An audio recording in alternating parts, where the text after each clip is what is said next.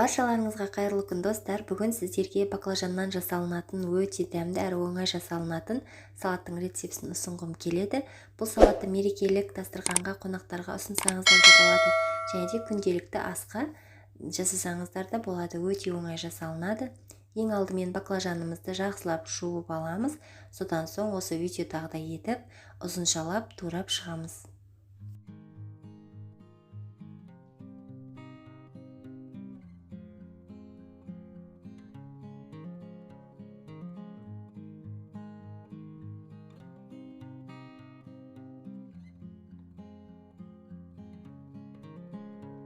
Баклажанымызды турап болғаннан соң алдын ала қызып тұрған майымызға салып, баклажанымыздың екі жағы да біркелікті қызарғанша жақсылап тұрып қуырып аламыз. Дәл видеодағыдай қызартып қуырып алыңыздар.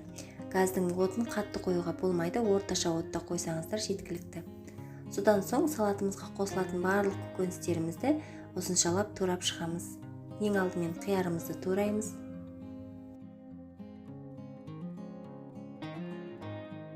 Келесі кезекте тәтті бұрышымызды да дәл жаңағыдай ұзынша түрінде турап аламыз.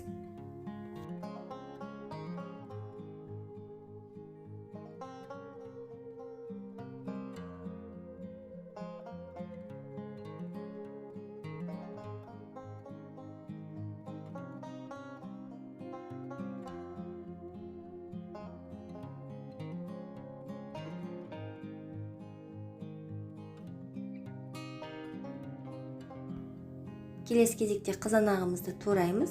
Қызанағымызды да ұзынша түрінде турап аламыз. Қаласаңыздар видеодағыдай ішіндегі суын алып тастасаңыздар болады.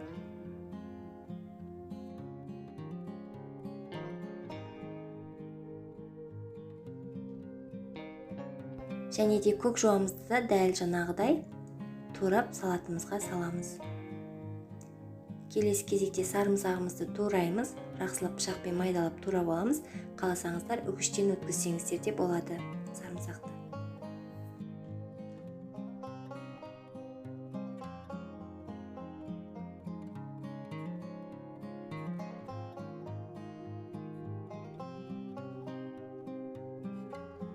Көріп тұрғандарыңыздай салатымызға барлық көкөністерімізді турап болдық. Келесі кезекте дәміне қарай аз ғана тұз саламыз.